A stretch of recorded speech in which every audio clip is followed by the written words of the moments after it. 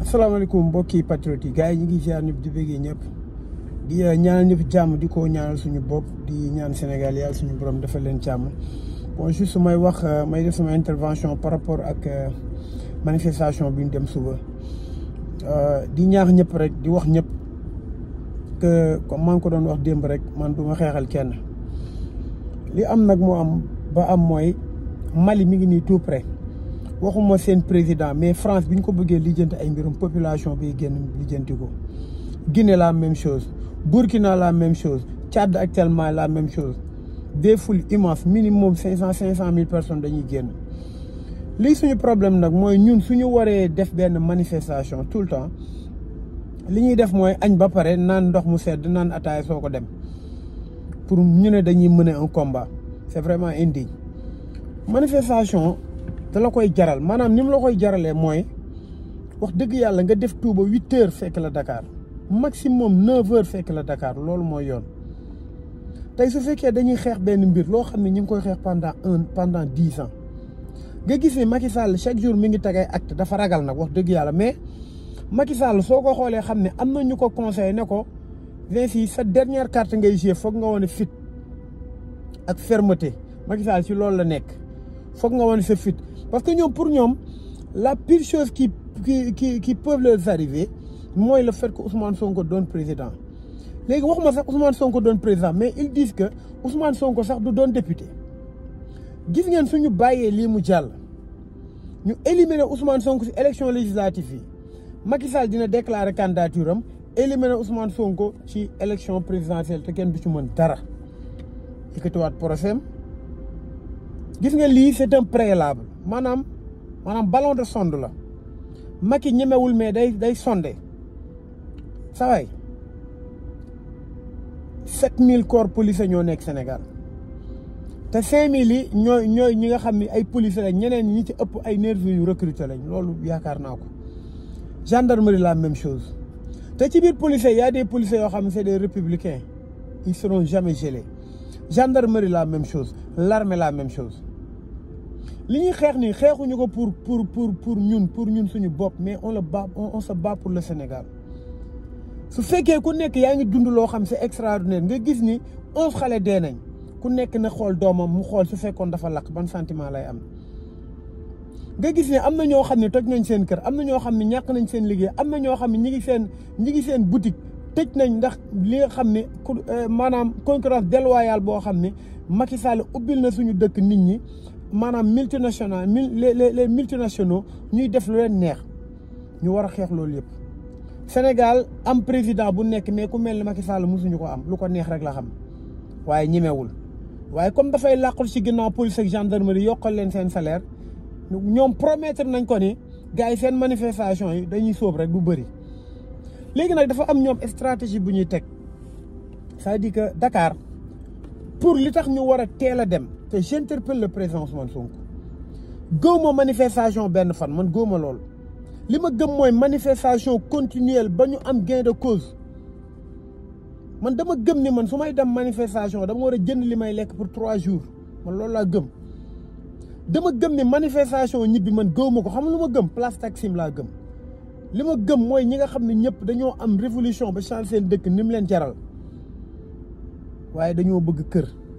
bëgg ataay bëgg lekk bëgg dund bu neex te pourtant ñii nii dund bi ñu waroon am moo raw dund ñii bi ñuy dund maanaam dund bu rafet lañ waroon am te ñii xañ ñu ko nga xool ku ci nekk yaa ngi ay milliards nga xool un griot comme Farba Ngom am lu dul jeex nga xool Mansour Faye nga xool Aly Ngouille Ndiaye képp ku jaar ci Macky Sall rek tu t'es enrichi ñun ñuy dund la misère ñu muñ ko depuis 10 ans Macky Sall teg ñu nekk ñu woote benn fan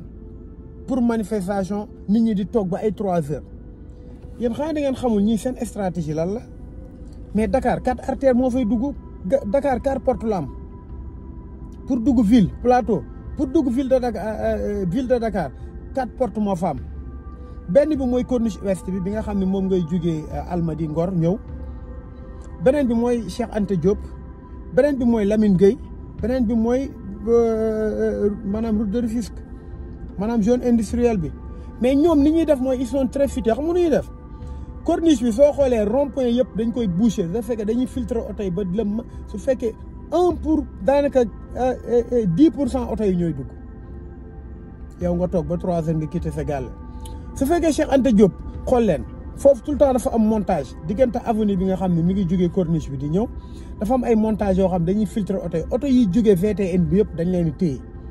maanaam 10% ñooy ñëw loolu mooy seen stratégie li ma la wax lu leer la du ay invention maanaam. beneen bi mooy Lamine Gueye bi pont bi nga xam ne moom moo tëb pompier bi pour dem Lamine Gueye soo jugee autoroute pont boobu normalement tout le temps même ngoon si heure de descente yi am na benn voie boo xam ne oto yi jugee autoroute di ñëw ñoo fay jaar mais su manifestation amee deen xool oto yi génn Dakar rek ñoo fay jaar ñu bàyyi la bretelle bu ndaw bretelle boobu nga xam ne oto yi jugee RTS fa la ñuy jaar oto yi jugee si suuf tool bi yàgg fa la ñuy jaar oto yi nga xam ne ñoom ñoo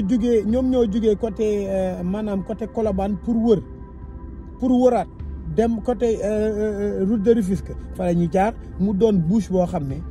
maanaam mu doon gulo boo xam ne benn oto du jaar léegi manifestation yi du caaga nit ñi bëgguñu ñëw mais problème bu mooy dañoo amul fu ñuy jaar léegi nag loolu lan lañ ciy remédier mooy ku nekk mu jaral la ko jaaykat bi mi ngi dund loo xam ne xam na ko te xam ne lan moo ko teg muy Macky Sall ak politique am na tëj boutique am mais non damay liggéey man bàyyi ma liggéey ba wàcc gars yi nañ ma demal loolu ñàkk jom weesu ko pour man il faut appeler les choses telles qu'elles sont mécanicien bi nga xam ne toog na fu mu nekk ñu jëlee ko fi te joxuñu ko feneen du ma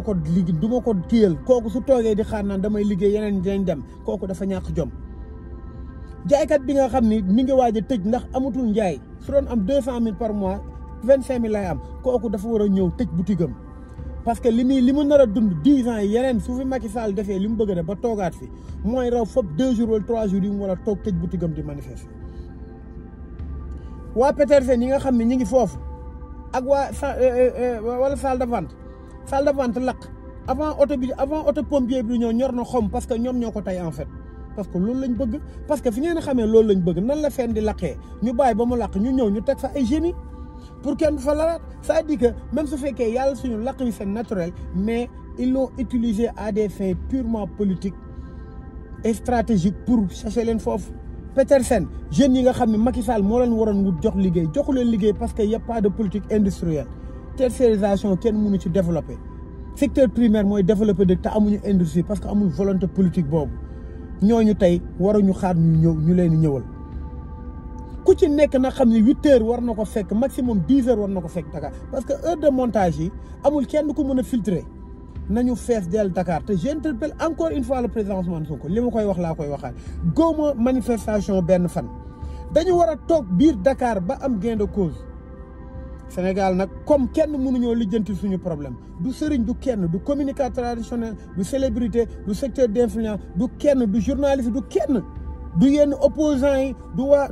nguur gi du kenn te en plus Sénégal amul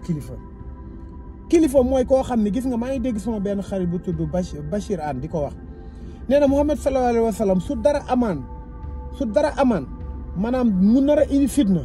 mooy kii njëkk a jug dégg naa ko ki nga xam ne nee na ki nga xam ne moo gënoon gaaw nga xam su dara amee day daw pour alerter pour jàmm am pour alerter pour ñi nga xam ne ñoo tooñ ñu bàyyi tooñ bi su jugee di daw si yoon bi day taseeg Muhammad sallallahu alayhi wa sallam pour wane ne moo ko gën a gaaw pour lijjanti li nga xam ne différence ak tooñ li mu ko doon wax mooy dal leen mais Sénégal amul kilifa tey fu ñu demee tey je le répète Mbackouy Faye dem bay maye Mbackouy Faye di maye 1 milliard saa waay dëkk bii ku fi maye 1 milliard sàcc nga je vous dis que ku fi maye 1 milliard ku mu mënti doon juboo Tahirou Sarr bi mu fi joxee 1 milliard xaalis bi provenance bi mi fan la 94 milliards yi te loolu la ñu xam saa waay marché yi gars yi ni ñuy tibbee suñu xaalis mënoo leen 94 milliards benn 1 pour 1000 la ci benn Mbackouy Faye mooy 1 milliard parce que 1 milliard yi moo koy protéger si yeneen milliards yi nga xam ne am na fu mu ko tibbee si côté immobilier si côté ay marché si côté leneen yoo xam ne secteur de blanchiment d'argent la moo tax tey il est plus que temps impératif pour Hizbut Tarqiyyah chercher Mbackouy Faye de là où il est pour lijjanti affaire parce que Hizbut Tarqiyyah kenn mosu leen dégg ci politique on a besoin de ça. jumaa joo xam ne Masaalikul Jinaan lañ koy tuddee mu ñëw jumaa boo xam ne pour julli la nga fay wax ay pol di tagg ay nit man jumaa joo du ma fa jullee man su ma waree julli du ma jullee grande mosquée jumaa bu ma fa dégg politique du ma fa jullee je n'ai rien à faire là-bas. parce que là même li nga xam ne moom lañ fa doon wut Mouhamed sallallahu alayhi wa sallam Cheikh Ahmad Bamba ñeneen ñëpp ni ñu sori woon ay nguur ngay taggu nguur di ko affilié xalif général des Mourides naan Macky Sall jërëjëf Serigne Touba mais yabaate weesul loolu. dans un pays normal dëkk boo xam ne dañ koy wax un pays sérieux ku génne 100 millions maye ko provenance bi ak motivation bi da nga koy justifier fan la 1 milliard yi jógee fan nga ko jëlee lan nga def war a am loolu. mais Sénégal bi lañ nekk léegi nag loolu yëpp ñu xam kilifa amul actuellement dañoo rafle kilifa on peut compter sur personne que sur nous-mêmes dëkk bi ñun lag ñoo ko mën a xeex li may wax laa wax nous sommes entre le marteau et l'enclume. L'influence maraboutique et la lobby du gouvernement loolu mooy ñooy nekk ci digg bi di souffrir Macky Sall nag pour fay li nga xam ne moom mooy mbirum ay bébé yi dee ay am fii crime yi am Sénégal moo tax il fallait impérativement ñu éliminer liste bi Yewwi Askan bi niveau national pour nit ñi wax ci pour fàtte lële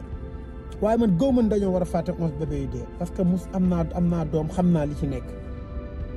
je compatis ñoom li ñu dund kon li may waxaat moom laay répété manifestation suñu bëggee mu réussir bii moo war a nekk manifestation bi gën a réussir ci histoire Sénégal wala sax Afrique waa Mali dañoo war a jóge fii ne nekkati sénégalais macha allah waaye ku nekk toog sa ruq naan gars yi dinañ dem taal sa internet ñàkk jom weesul loolu ñàkk jom la kon loolu laa amoon lu may wax képp koo xam day manifester dëkk bi ñor na la na nga teel a dem yeewul nga tëj sa place na nekk jour boo xam ne daanaka férié la parce que ay férié ñu ngi ko fiy teg ay férié ñu jara ñuy tëj suñuy boutique di ko feete te lii mooy jaamu yàlla te kuy dem da nga war a rafet njot mooy tey jaamu yàlla moo ma yóbbu ndax fonk sa réew moo raw jaamu yàlla nga rafet si njot su ma ci dee sax àjjana laa jëm ñu pare ci bépp côté comme waa APR neen dañuy ñëw ñu pare ci bépp côté suñu demee on acceptera aucune provocation bu mu mën ne on va répondre vendredi doit sonner le glas Macky Sall respecté ñu ba faaw wala mu yeb ñu ba faaw suñu bàyyee vendredi mu jàll wala ñu bàyyi lii Macky Sall def mu jàll ba ko def na ko defaat na dañ doon wax soo ñu ko def Ousmane Sonko mu ne leen naa ko def police na ko dinañ protéger artères yeeg yooyu nañ leen wan ne police yooyu ay nit lañ te ñoo leen ëpp fop pour man 1 million de personnes Dakar dafa war a fees place de l'Obélisque laa wax de ba Faidherbe kon gars yi ñi ngi ziar ñëpp loolu laa amul ci lu may wax di wax nañ rafet njot di wax ni ñoo mën a xeexal suñu bopp sëriñ yi xamuñu luy facture doomu président yi ak ministres yi xamuñu luy facture ñun population lambda ba xam nañ ñun les pauvres ñun walaakaane xam nañ nga xew gars yi ñi ngi ziar ñëpp di bëggee ñëpp di ñaanal ñëpp jàmm di wax ni na ñëpp mobilisé wu na ñëpp teel a jug na ñëpp xam ne lii ñoo ko mën a xeexal suñu bopp na ñëpp xam ne bisu dee du bisu dund na ñëpp xam ne ku toog mi ngi yegg si yow ku yaakaar ne yaa ngi def sa liggéey boobu loo ci gagné nga multiplier ko par 100 di nga perte lu ko ëpp te doo ko waxee fenn Sénégal nag combat parcelle la ñuy def suñu laajee médecins yi ñu yuuxu suñu laalee sa place nga yuuxu suñu laalee sa terre nga yuuxu suñu waxee sa sëriñ nga yuuxu te li am solo yëpp loolu suñ ko li ko indi yëpp mooy kenn nit muy Macky Sall suñ ko résoudre Macky Sall lépp dox Sénégal loolu laa leen wax problème Sénégal Macky Sall la waaye solution Sénégal Ousmane Sonko la su ko Macky Sall éliminé nañu bàyyi man lii su jàllee nañu bàyyi jaratul ñuy wax gars yi ñu ngi ziar ñëpp di bëggee ñëpp wasalaam